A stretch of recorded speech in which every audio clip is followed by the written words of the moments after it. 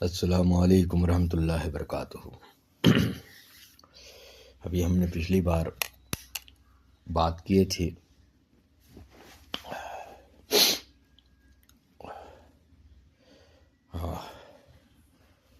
बातनी की तमाम संरचनाओं पर कि खून के बाद क्या क्या मसला इस अस्तित्व के निर्माण में पेश आया। ये इस सीरीज की 22वीं नशिस्त है, 22वीं कड़ी है। और जब मैंने पिछली बार इस विषय पर बोलना समाप्त किया था तो जब बात रूह की आई कि रूह पर बात करते हैं तो मैंने इस टॉपिक को रोक दिया था, क्योंकि बहुत पहले जब मैं इंसान के बातिन के 3 हिस्सों पर मैंने बात की थी, आलम साबिता, आलम अयान, आलम ज़ाविया, और वहीं से लेकर के जब एक बार ये बात हुई कि इसको रूह से हम अभी नहीं जोड़ेंगे, इसको हम आगे चल के जोड़ेंगे, तो आज वो जब सिचुएशन आ गई कि हमने रूह पर बात करनी है कि ये किस तरीके से तीनों चीज़ें और किस तरीके से एक ऐसी चीज़ जो कुछ नहीं थी वो सब कुछ बन करके हाजिर हुई। कुछ नहीं मतलब जो प्रत्यक्ष नहीं थी और बाद में वो प्रत्यक्ष हुई। अल्लाह का इल्म किस तरीके से ज़ाहिर हुआ, तो इस मुतालिक हमने बात की थी बरोज़े मिसाक की कि जब अल्लाह अज़्ज़ व जल ने कुन कहा तो किस तरीके से अविभाज्य प्रकट हुए, किस तरीके से उनके अंदर ये 5 हिस्स इल्म, फिर सुनना, फिर देखना, फिर बोलना, फिर महसूस करना, फिर एक आकार हो जाना लम्स में परिवर्तित होती हैं। और ये जो तरीक़ेकार मैंने बताए थे वो वही सीढ़ियाँ हैं जो उतरी हैं और वही सीढ़ियाँ हैं जिससे इंसान चढ़ सकता है। मौत के ऊपर भी हमने बात की थी पिछले नाशिस्त में कि मौत दरअसल कुछ नहीं, यह एहसास का वापस से अपने मरकज की तरफ मुड़ना है। एहसास का जब एहसास मुकम्मल हो जाता है, लम्स हो जाती है, तो वो एहसास उसको लेकर के वापस अपने हकीकत की तरफ मुड़ता है। ये मौत है। बहरहाल अब हम अपने आगे वाले मुद्दे पर चालू होते हैं कि क्योंकि मसला जितना पीछे हम सुन करके आ गए, जितना हम बातचीत करके आ गए, उसका एक ही मतलब है कि हम इस पहलू के इल्म के इस पहलू को सही तरीके से समझ सकें। अगर हमने पिछले वाले पूरे टॉपिक पर बात ना की होती तो ये पहलू जिस पर हम बातचीत करने जा रहे हैं ये अपने आप में मुकम्मल नहीं होगा। अब बात करें फिर से रूह की, जहाँ पर हमने बात को छोड़ा था। तो किसी भी धर्म की अगर मैं बात करूं तो खैर यहाँ पर हम इस्लाम की ही बात करेंगे। तसव्वुफ़ का पूरा दारो मदार वो 6 लतीफ़ाओं से हम जोड़ते हैं। लतीफ़ा अक़फ़ा, लतीफ़ा ख़फ़ी, लतीफ़ा सर्री, लतीफ़ा रूही, लतीफ़ा क़ल्बी, लतीफ़ा नफ़्सी। और इसको अलग अलग धर्मों में अलग अलग रूपों में जाना गया। हिंदुइज़्म की अगर मैं बात करूं तो हिंदुइज़्म में ये कुंडली के 6 चक्रों 7 चक्रों से इसको पॉइंट आउट किया गया। पंजाबियों में बात करूं तो 6 रूहानी मंडलों के रूप में इसको दिखाया गया।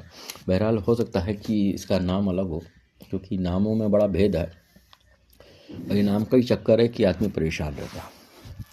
चीज़ें वही बताता है, क्योंकि बताने का जो तरीक़ेकार होता है सबका अलग अलग है, भाषा भेद के हिसाब से, जगह भेद के हिसाब से, व्यक्तिगत इल्म के हिसाब से, पर्सनली इल्म के हिसाब से, लेकिन चीज़ें वही बताता है। आज भी हम जब बात करने बैठे हैं तो इसी कोई एक बार मेरी भाषा में, मेरी समझ में जो उतरा है, तो भाषा हो सकता है अलग हो, है ना, लेकिन जब चीज़ों पे हम बात करेंगे तो चीज़ें वही निकल के आएंगी। अब थोड़ा और करीब आते हैं, मैंने कहा था कि रूह पे बात करेंगे, तो रूह की 3 श्रेणियाँ हम मान सकते हैं, 3 उसके स्टेजेस मान सकते हैं। एक क्या कहते हैं उसको, एक टॉप की रूह जिसको हम रूह कुद्स कह लें या रूहुल आज़म,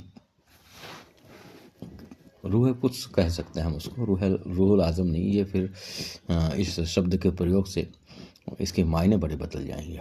तो रूह कुद्स कह सकते हैं, फिर रूह इंसानी कह सकते हैं, रूह सफली कह सकते हैं, या हिंदी में मैं इसको बोल दूँ तो एक परम आत्मा हो गई। परम का मतलब परमात्मा, वो परमात्मा ईश्वर से संबंध मत जोड़िएगा। परम आत्मा, टॉप की आत्मा, और यानी कि आत्मा का एकदम टॉप लेवल। दूसरा हिस्सा आएगा मानव आत्मा, और तीसरा हिस्सा आएगा प्राणी आत्मा। जब प्राणी आत्मा की बात करता हूँ मैं, तो ये ना समझिएगा कि मैं जानवरों की आत्मा की बात कर रहा हूँ। बहरहाल इसको जो गौर फिक्र करने वाले लोग हैं, इस पे गौर फिक्र करके वहाँ से रिलेट कर सकते हैं और उसको भी समझा जा सकता है।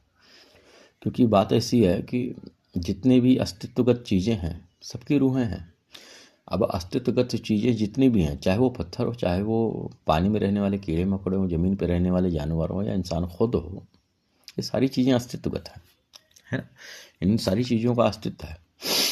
तो लेकिन यहाँ पर हम पर्टिकुलर बात कर रहे हैं, इंसानों से बात कर रहे हैं, तो एक इंसान में जो आत्मन मौजूद है, जो उसकी रूह मौजूद है, तो रूह के बारे में मैंने जब पिछली बार खोला था तो मैंने कहा था कि इसको आप चाहे बातिन कह लो, चाहे वो एक ऐसा अंश समझ लो जिसका और खंड होना मुमकिन नहीं है, जिसको मैंने कहा अविभाज्य खंड, है ना। तो ये रूह ही है, तुम्हारा बातिन ही रूह है। अब तुम्हारे बातिन में बहुत सारी चीज़ें हैं, तो अगर हम इसको कोई 3 रूहें तुम्हारे अंदर नहीं बैठी हैं, तो ये रूह का जो 3 स्तर मैंने बताया जो हर एक इंसान में मौजूद है, वो कुछ इस तरीके से आप जैसे समझो कि एक दिए का शोला, एक दिए का जो शोला जलता है, उसके अंदर उसकी पहली बात तो उसकी रोशनी है, दूसरी बात उसके अंदर एक रंग है, और तीसरी बात उसके अंदर गर्मी है। ये 3 जो लताइफ हैं, ये 3 जो सूक्ष्म तत्व हैं, इससे मिल करके समष्टि रूप में इनको मिला करके वो एक शोला बन रहा है।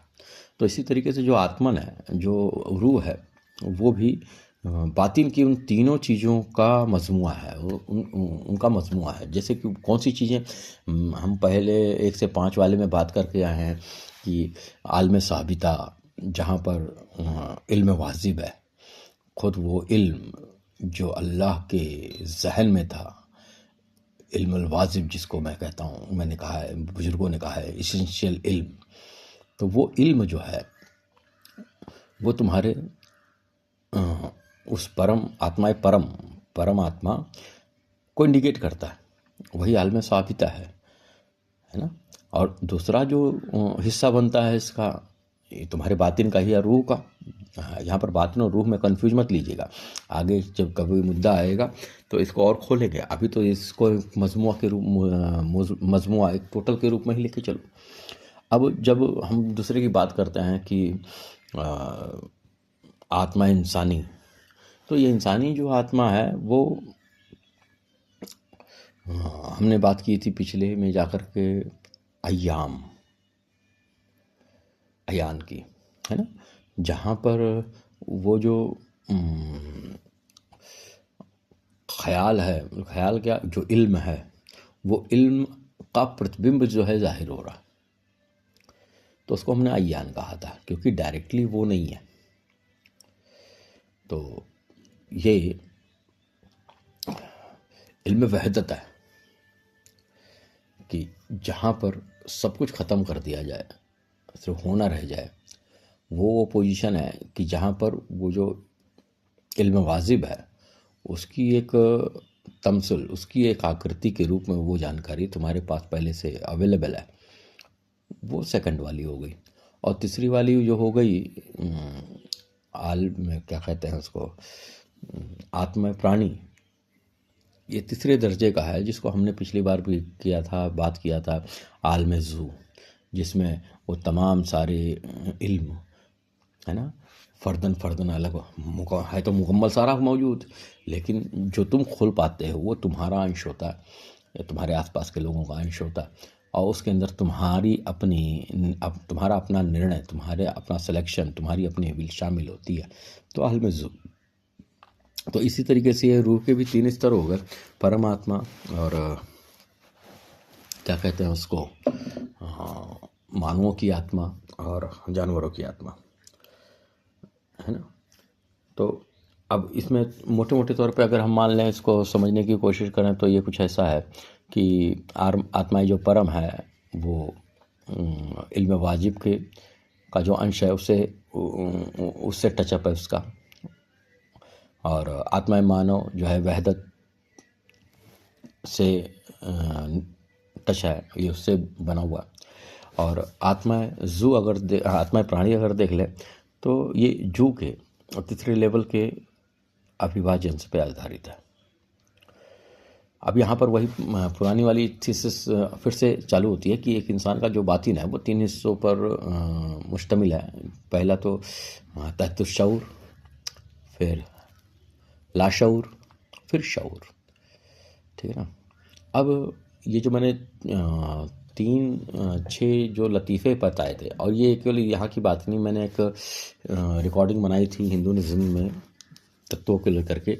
तो ये मानव स्वभाव है, ये इंसानी आदत है कि वो हर एक चीज़ को समझाने के लिए एक बेस बनाता है, क्योंकि बगैर किसी आधार पर खड़े हुए, किसी बेस पे खड़े हुए किसी चीज़ को समझाना जो है वो पॉसिबल नहीं हो पाएगा। तो ये जो लतीफ़ा है, तो ये आपके बातिन में ठहरे हुए 3 नुक्ते हैं जो कि 6 पॉइंट्स पर हमको समझ में आते हैं।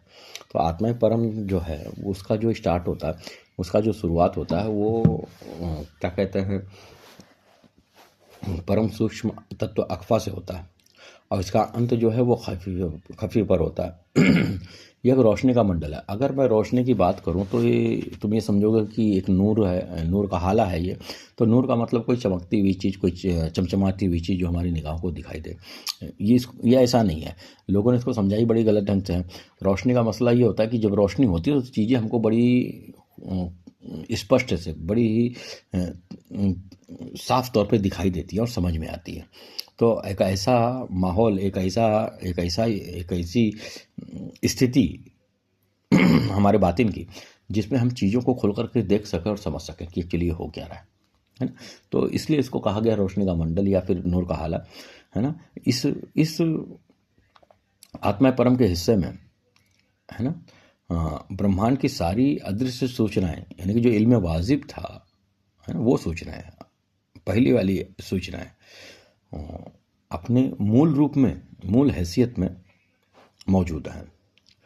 अब इसको समझ लो कि पूरे ब्रह्मांड का जो भी शुरुआत से लेकर के अंत तक का जो भी लेखा जोखा है वो इसके अंदर ऑलरेडी मौजूद है। दूसरी बात पे आ जाओ, आत्मा मानव का प्रारंभ जो है सूक्ष्म तत्व शरीर पर होता है, और अंत जो है सूक्ष्म, इसका ख़त्म जो है वो लतीफ़ाई रूही, सूक्ष्म तत्व रूही पर होता है। ये भी रोशनी का एक मंडल है। इसके अंदर वो चीज़ें मौजूद हैं जो कि किसी व्यक्ति का चरित्र का निर्माण करती है। देखिए, पहली वाली चीज़ें वो तो समग्रता के साथ में, टोटलनेस के साथ में मौजूद है, और दूसरी स्टेज की चीज़ें जो है वो इंसान के अपने चॉइस पर, अपने उसके निगाह पर, उसके माहौल पर डिपेंड करती हैं कि इसी में कोई आदमी चोर बनता है, कोई आदमी डॉक्टर बनता है, कोई आदमी फौजी बनता है। तो वो जो चीज़ें मौजूद हैं जो कि उसके पर्सनैलिटी को ज़्यादा टच कर रही हैं, वो यहाँ पर ये चीज़ें ज़्यादा एक्टिव होती हैं। चीज़ें वहीं ऊपर वाली आई हैं, लेकिन उसके अपने हिसाब से, उसके टेस्टफुल अंदाज के हिसाब से कौन सी चीज़ें ज़्यादा एक्टिवेट हुई हैं, ये जो है आत्मा मानव। और ये समझाने का एक निगाह है मेरा। इसको आप समझोगे तो इसको इलेबरेट करना पड़ेगा। तो सूत्र मैं बात कर रहा हूँ, इस पर जब तुम गौर और फिक्र करोगे तो सारी चीज़ें समझ में आएगी। तीसरी चीज़ जो है आत्मा प्राणी, इसका प्रारंभ कल्बी से होता है और अंत जो है नफ्सी पर होता है। यह रोशनी का तीसरा मंडल है। इसका नाम ज़ुइया है। ज़ुइया का मतलब ये होता है कि नींद की हालत में, बेहोशी की हालत में की जाने वाली चीज़, यानी कि आप में इतना गुम और मस्त रहते हो कि ये चीज़ें ऑटोमेटिकली होती रहती हैं। इस लेवल पर सभी के कर्म अंकित है। कर्म के वो दोनों हिस्से, जिसमें ईश्वर का आदेश के रूप में जो पहली वाली चीज़, और दूसरा एक इंसान की फ्री विल कि कैसा वो चाहता है। तो इस रूप में वो तमाम सारे आदेश शब्द दर शब्द अंकित है। रोशनी के तीनों मंडल 3 पृष्ठों की तरह एक दूसरे के साथ जुड़े हुए हैं, और इसका जो समष्टिगत रूप है, इसका जो मजमुआ है, टोटल इकट्ठा होकर के जो बन रहा है, वो है इंसान का बातिन। ये इंसान का बातिन है। अच्छा, ये जो मैंने रूह के 3 हिस्से बताए, इसको इसी ढंग से समझिएगा कि जैसे एक दिए का शोला, कि किस तरीके से वो तीनों इकट्ठा हैं। एक शोला तो ही अपने हिसाब में पूरा हो रहा है जब वो तीनों चीज़ों को अपने अंदर समाहित कर ले रहा है। ये तीनों चीज़ें उसके अंदर शामिल हैं, रोशनी भी शामिल है, रंग भी शामिल है, और गर्मी भी शामिल है। तो इंसान का बातिन यानी कि इंसान का जो रूह है वो इसी तरीके से है।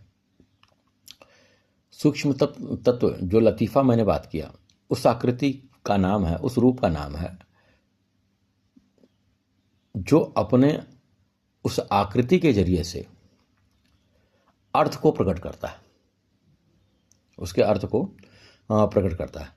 जैसे कि मैंने दीपक का उदाहरण लिया, तो इसी प्रकार मनुष्य के आत्म में, पहली बात तो आत्म 3 लेवल का हो गया, मैंने बता दिया उसके 3 हिस्से हैं, उसमें तीनों समाहित है। अब उसमें भी ये 6 लतीफ़े जो हैं ऑलरेडी मौजूद है। ये उसी बातिन में ही ये 6, बातिन को मैंने रूह कह दिया ना, तो इसको अभी ऐसे लेके चलो, इस पर विवेचना, इस पर डिस्कस करने की जरूरत नहीं है, क्योंकि इसमें आप अगर बातिन को कई सेगमेंट में बांटेंगे हम लोग, बड़ा उलझा वाला शब्द हो जाएगा, मेरे को समझाने में भी बड़े परेशानी हो जाएगी, आप लोग को समझने में भी परेशानी हो जाएगी। तो बेहतर इसका ये है कि हम बातिन को अभी एक साथ लेके चले। जैसे मैंने पिछली बार भी कहा था 5वें 6वें में कि हम इसको खोलेंगे जब रूह की बात करेंगे, तो जब 3 स्टेप्स को मैंने इंसान के बातिन में करके हमने आपसे बात की थी, अब रूह के नुक्ता निगाह से बात कर रहा हूँ, उसमें भी ये 3 चीज़ इसी तरीके से शामिल है, और वो बातिन है आपका। तो मनुष्य के इनर पोजीशन में 6 तत्व हैं, 6 सूक्ष्म तत्व हैं, जिसमें पहला सूक्ष्म तत्व जो है अक्फा है। अब ये सूक्ष्म तत्व जो अक्फा है, इसको आप समझिए दैवी ज्ञान या ईश्वरीय ज्ञान या अल्लाह का इल्म। ये पूरा ये उसकी फिल्म है कि अगर ईश्वर अपने इल्म से जाना गया, इल्म की, ईश्वर जब संसार में प्रकट होता है, यानी प्रकट क्या होता है, जब उसको हम उसकी तरफ देखते हैं, उसको समझते हैं, तो उसके इल्म से, वो अपने इल्म से हमारे सामने प्रत्यक्ष होता है।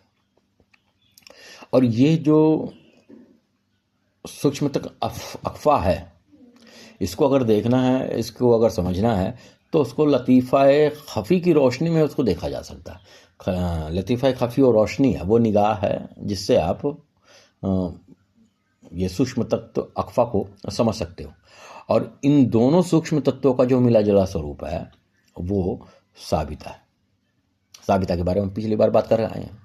इस प्रकार साबिता के दो हिस्से हो गए। पहला तो ईश्वरीय ज्ञान जो है वो आकृति के रूप में या एक फाइल के रूप में या एक फिल्म के रूप में तुम्हारे पास मौजूद है, और दूसरा वो निगाह है जिससे तुम उसको देख सकते हो, वो रोशनी जिसके द्वारा हम उस प्रतीकात्मक यानी कि आकृति के रूप में जो इल्म मौजूद है उसको हम देख सकते हैं। अच्छा, ये जो क्या कहते हैं इसको, इसमें एक चीज़ और है कि जब वो इल्म जो पहले से मौजूद है और वो रोशनी यानी निगाह वो भी मौजूद है, जब ये रोशनी उस इल्म को देखे, ये दो चीज़ें इकट्ठी हो रही है ना, इसको तजल्ली कहते हैं। हमने पढ़ा हुआ है हज़रत मूसा अलैहिस्सलाम के ऊपर तजल्ली हुई और वो बेहोश होकर गिर पड़े, है ना।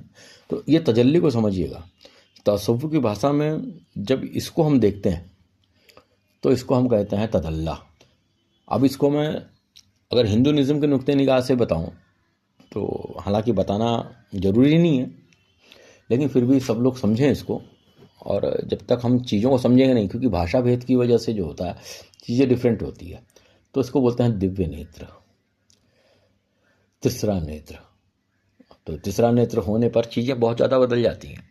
तो ये जो सिचुएशन निकला इन दोनों का कि देखने वाली चीज़ और रोशनी, देखने वाली आँख, ये दोनों जब इकट्ठे हो गए तो हो क्या गया, तदल्ला। तो ये जो तदल्ली है वास्तव में क्या है, ये तदल्ली वास्तव में जो ईश्वर के नाम है, यानी कि उसके गुणों से संदर्भित जो नाम है, जिसको आप लोग अस्माए इलाहिया कहते हैं, ये इनकी एक विशेष संरचना है, एक विशेष संरचना है। क्योंकि ये सारी चीज़ें जो प्रत्यक्ष हैं वो इल्म इलाही से हैं, इल्म वाजिब जिसको कहते हैं, और ये प्रत्यक्ष ही होती हैं किससे? अस्माए इलाहिया से। तो ये उन्हीं की संरचना है, ये उनका एक फॉर्मेशन है। अस्माए इलाहिया ईश्वर के वो गुण हैं जो स्वरूप का प्रतिबिंब बन करके किसी भी एक सब्जेक्ट को पॉइंट आउट करके एक आकृति का रूप लेती हैं। फिर से समझिएगा इसको, अस्माए इलाहिया ईश्वर के वो गुण हैं जो स्वरूप का प्रतिबिंब बन करके किसी सब्जेक्ट को किसी पर्टिकुलर एक मैटर पे पॉइंट, मैटर मतलब ये आग हवा पानी मतलब नहीं, एक तथ्य, कोई भी तथ्य हो, उसको पॉइंट आउट करके एक आकृति का रूप ले लेती हैं। तो ये जो अस्माए इलाहिया है ना, ईश्वर का ये जो गुण है तदल्ला, यानी कि अस्माए इलाहिया का ये अस्माए जो इलाहिया है, ये जो गुण है, ये तमाम अस्तित्वगत तत्वों में, तमाम अस्तित्वगत तत्वों के प्रत्येक कण में तदल्ला बन करके मौजूद है। कि यहाँ पर देखने वाला भी है, यानी कि निगाह भी है, और जिसको देखा जा रहा है वो भी है। ये प्रत्येक अस्तित्वगत तत्व में एज इट इज मौजूद है। जन्म, उत्कर्ष और पतन, समाप्त हो जाना, ये तीनों स्टेजेस जो है इस तदल्ला में पहले से ही मौजूद है। इसी तदल्ला से ईश्वरीय ज्ञान के प्रतिबिंब की शुरुआत होती है। कि ना तो देखने वाला रहेगा ना दिखने वाला रहेगा, तो फिर ज्ञान की शुरुआत कैसे होगी? जिस मनुष्य पर यह ईश्वरीय ज्ञान खुल जाता है, वो दैवीय नियति से, गैब से उसको नॉलेज मिल जाती है। इसको क्या कहते हैं, एक मैंने पिछली बार एक शब्द बताया था जिसको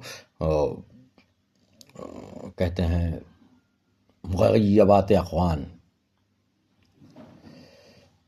इस तदल्ला या तजल्ली का जो दर्ज होना है वो साबिता में है, और इसको अलिफ लाम मीम जैसे शब्दों से ये इन संबंधों की जो व्याख्या है वो अलिफ लाम मीम से होती है। इसलिए जितने भी हुरूफ़ मुत्तक़ात हैं उनका कोई अर्थ स्पष्ट तौर पे नहीं बताया गया। ये एक नुक्ता है ना। इन गूढ़ रहस्यों को समझने वाला इंसान जो है वो ईश्वर की सिफ़त तदल्ला जो है,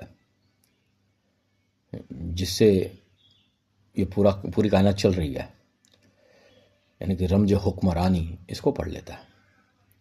तदल्ला का ज्ञान रखने वाला कोई व्यक्ति जब अलिफ लाम मीम पढ़ता है तो जितने भी छुपे हुए राज हैं वो उस पर खुलने लगते हैं।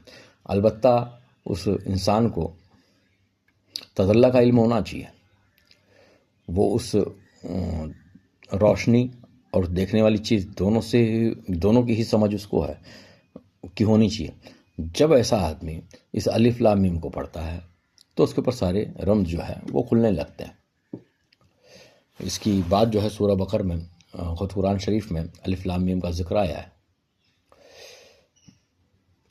अलिफ लाम मीम के माध्यम से ही जो साहिबे निगाह बैठा हुआ है, जो साक्षात्कार करने बैठा हुआ है, जो दृष्टा बैठा हुआ है, उसके ऊपर तमाम सारे असरार वो खुल जाते हैं। जो तमाम सारे अस्तित्वगत तत्व जो हैं, तमाम सारी जो अस्तित्वगत तत्व को आप क्या कह लेंगे, अगर मैं अस्तित्वगत तत्व की बात करूं तो जितनी भी खलकत है ये उनकी लाइफ लाइन है। वह ईश्वर की उस सिफ़त तदल्ला को देख लेता है जो ब्रह्मांड के, इस यूनिवर्स के हर एक कण की आत्मा में तजल्ली के रूप में जुड़ी हुई है। कोई सूफी यानी कि अहले शहूद जब किसी व्यक्ति के सूक्ष्म तत्व खफी में अलिफ लाम मीम को देखता है तो ये समझ लेता है कि इस बिंदु में सिफ़त तदल्ला की कौन सी रोशनी है, कैसी रोशनी है, कौन सी रोशनी अवशोषित है, कौन सी रोशनी प्रेजेंट है। यही रोशनियाँ जो हैं उस व्यक्ति के आदि से लेकर अंत तक के सभी राजों को खोल देती हैं। सूक्ष्म तत्व जो खफी है उसको खोलने का मतलब ये हो गया कि जो सूक्ष्म तत्व अख्फा है उसको खोलना, क्योंकि खफी तो निगाह है, खफी तो निगाह है ना। अब जब वो इन दोनों को का जो मिला हुआ रूप है, उस टोटल को हम रूह आजम कह सकते हैं, परमात्मा, या हम उसको साबिता कह सकते हैं। अगर हम साबिता को एक पृष्ठ मान लें तो उसका एक हिस्सा जो है वो अख्फा होगा और दूसरा पार्ट जो है उसका खफी होएगा। वास्तव में जो सूक्ष्म तत्व खफी है वो जो है वो एक शॉर्ट फॉर्म है, जैसे अलिफ लाम मीम एक शॉर्ट फॉर्म है। तो ये नूरी रोशनियां हैं जिससे उस पर्टिकुलर व्यक्ति का, उस अस्तित्वगत चीज का की पूरी हिस्ट्री उसके अंदर मौजूद है, क्योंकि अख्फा में तो टोटल मौजूद है। खफी निगाह है, उसकी अलिफ लाम मीम की अपनी एक कहानी है। उसके हिसाब से